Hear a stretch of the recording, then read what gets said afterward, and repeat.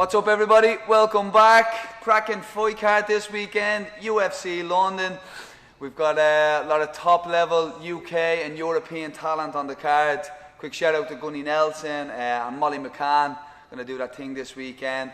But the big one is the heavyweights, Aspinall versus Volkov. It's gonna be a cracking fight.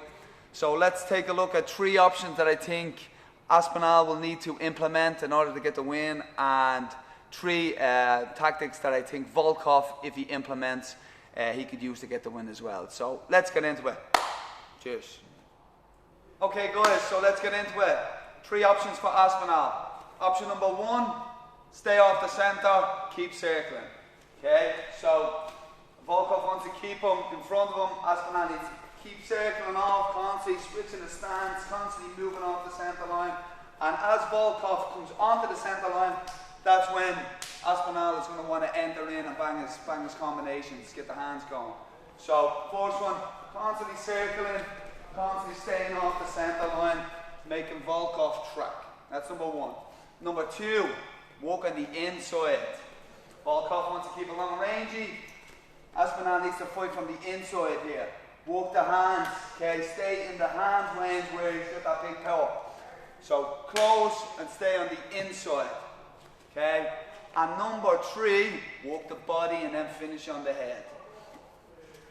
Volkov being tall and rangy, I'd like to see Aspinall coming in, hitting that body, okay, and then coming over the top of the big shots. Whether it's the lead force, rear hook over the top, whether it's the rear coming over the top of the lead hook, or pop and coming up the middle. Walk the body, touch the body, and then bring that second shot over the head. There are three options that I think if Aspinall can implement, he'll start landing those big shots, and who knows what's going to happen from there. So that's Aspinall. Okay guys, so we had a look at Aspinall. Now let's take a look at Volkov and three options that I think if he implements, he'll have a lot of success with. First one, option one guys, is an active lead hand, maintaining the range. So Volkov is going to want to use this lead hand and stop Aspinall from getting into that tight range where he can land those hands. So keeping that long lead hand out in front and then implement his rear hand afterwards. As soon as Aspinall gets anywhere near him, Volkov needs to let him know that they're going to be fighting at that long range and keeping that active lead hand in his face.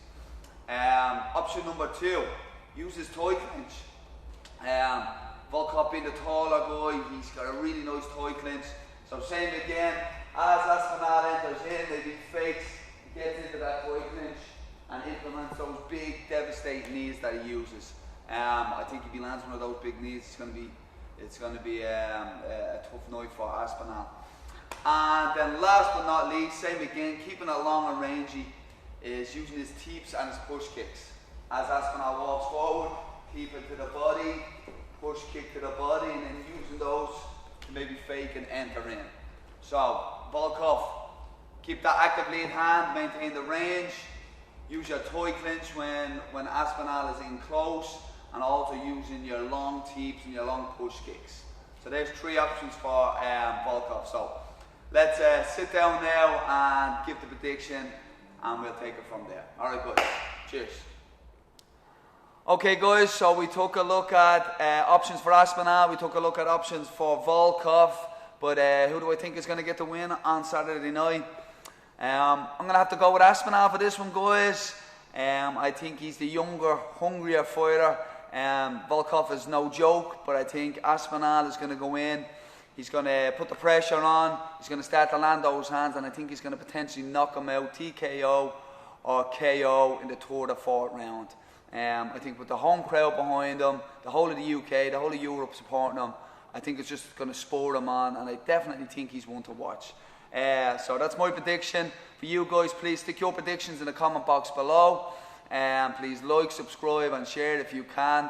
And I will touch base with you all early next week, and we'll go over who got the most accurate prediction. Alright guys, have a fantastic weekend. Happy St. Patrick's Day to you all as well, and we'll touch base next week.